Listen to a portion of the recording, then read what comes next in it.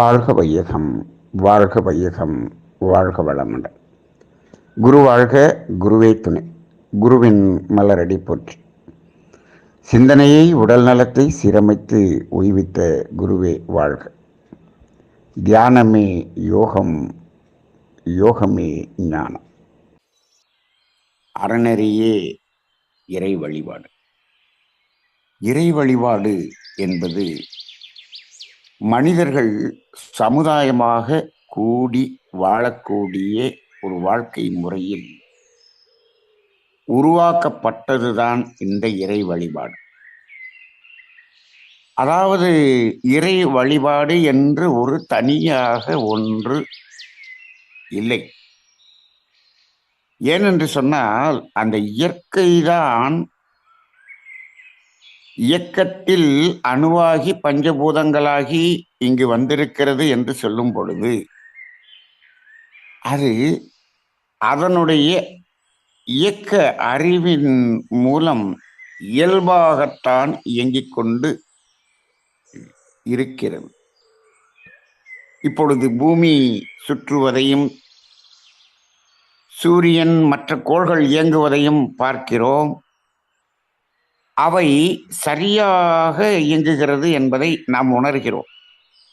எப்படி, எதன் அடிப்படையில் அது இயங்குகிறது என்றால், அங்கு அந்த பேரறிவாகிய அதே அறிவுதான் இங்கும் வடிவம், குணம், இயக்க ஒழுங்கு என்ற அறிவாக ஜடப்பொருள்களில் செயல்படுகிறது. இந்த அறிவும் பேரறிவும் சிற்றறிவும் ஒரே நிலையில் தன்மையில் ஒன்றாகத்தான் இருக்கிறது. இங்கு இயக்கம் என்ற நிலைக்கு தகுந்தவாறு அந்த அறிவு. ஆக ஜடப்பொருள்களாக இயக்கம் பெறுவதில் எந்தவித மாற்றமில்லாமல் இருப்பதற்கு காரணம் அந்த இயக்க ஒழுங்கு. சரி, அப்படியே உயிர் இனம் என்று வந்தாலும் அங்கு என்ன ஒரே ஒரு வித்தியாசம் என்று சொன்னால், இங்கு 5 பூதங்களின் இணைப்பு என்பது ஒரு வித்தியாசம். புதிதாக மனம் என்ற ஒன்று இங்கு தோன்றுகிறது. அதுதான் இந்த உயிரினங்களுக்கும் ஜடப்பொருள்களுக்கும் உள்ள வித்தியாசம்.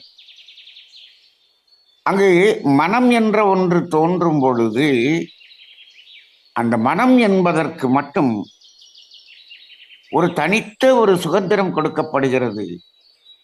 என்ன என்று சொன்னால், இந்த இயற்கையில் இயற்கையாக வெளிப்படக்கூடிய அழுத்தம், ஒளி, ஒலி, சுவை, மனம் என்ற அந்த இறை தன்மையை உணர்வது என்ற ஒரு நிலை கொடுக்கப்படுகிறது. அப்ப அந்த உணர் மனம் என்பது உயிரினங்களில் மட்டுமே. ஆக அந்த 5 உணர்வுகளையும் உணரக்கூடிய மனம் என்று 5 ஜீவன் வரை வந்தது. அடுத்து அந்த இயற்கையாகிய இறைவனையே உணர்வதற்காக வந்ததுதான் 6வது அறிவாகிய தனித்த மனம். இந்த மனம் வந்த பிறகு அதனுடைய அந்த மனதினுடைய தடம் மாறிய இயக்கம் இந்த புலன் வழியாகவே சென்றதின் அடிப்படையில் அது என்ன ஆகிறது என்று சொன்னால், தேவையை மீறுகிறது. தேவையை மீறும் போது அங்குதான் அந்த இயற்கையினுடைய காஸ் அண்ட் எஃபெக்ட் சிஸ்டம் என்பதே செயல்பட தொடங்குகிறது. அதுவரை அந்த செயல் விளைவு என்பது இயல்பாகத்தான் இயங்கிக் கொண்டிருந்தது. இப்போ 5 ஜீவன் வரை செயல் விளைவு எப்படி இருக்கிறது என்றால், அது உணவை சாப்பிடுகிறது, அது ஜீரணமாகி வெளியேறுகிறது.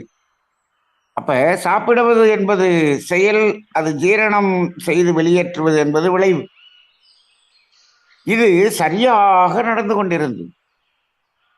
மனிதனில் வரும் பொழுது மட்டும் அந்த தேவையை மீறுகிற அந்த செயல் நடைபெற்றதல்லவா?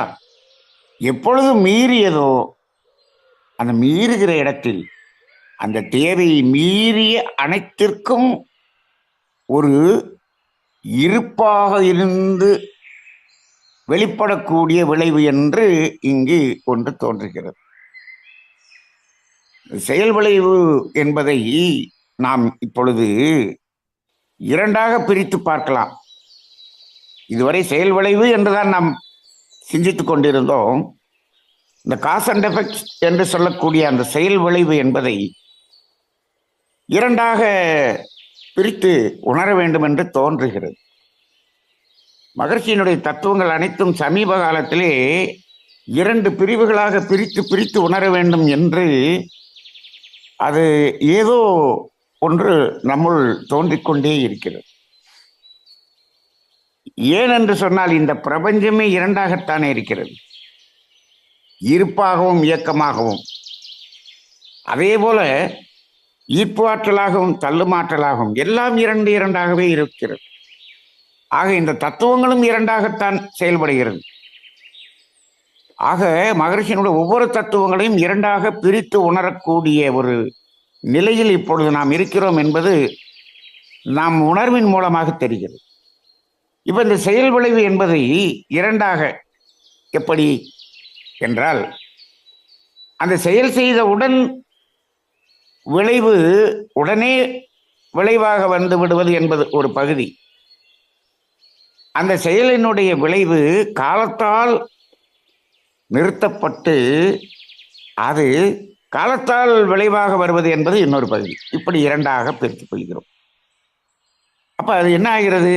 ஒரே செயலே இரண்டு பிரிவாக பிரிகிறதே. எப்படி? இப்போ சாப்பிடுகிறோம் என்பது ஒரே செயல்தான். தேவையின் அளவில் சாப்பிடும் பொழுது அது என்ன ஆகிறது?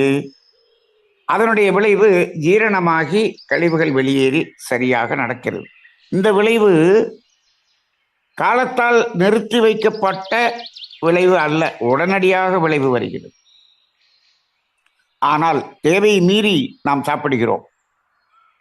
அப்ப என்ன ஆகிறது? ஜீரணம் தடைபடுகிறது. ஜீரணம் உடனடியாக நடைபெறாமல் தேங்குகிறது. அவ்வாறு தேங்கி அதன் பிறகு வரக்கூடிய விளைவுகள் அனைத்தும் துன்பகரமான விளைவுகளாகத்தான் இருக்கும்.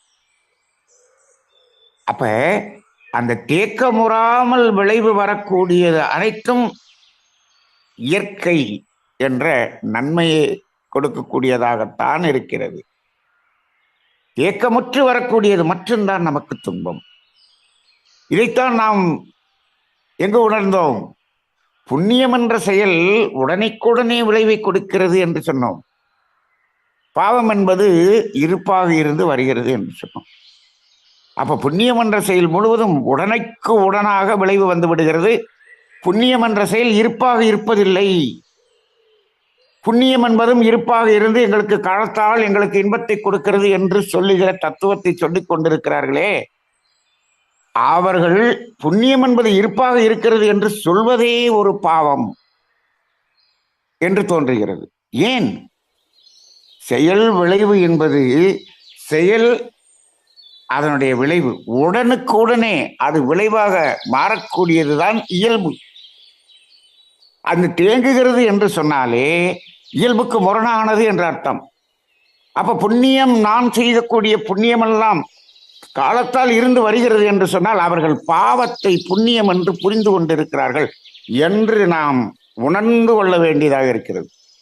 வேதாத்திரிய தத்துவங்களை இவ்வாறு பிரித்து உணரும் பொழுது இந்த தெளிவில்லாத நிலையில் இருக்கக்கூடிய அந்த தத்துவங்களுக்கெல்லாம் தெளிவு கிடைக்கக்கூடியதாக மாறுகிறது.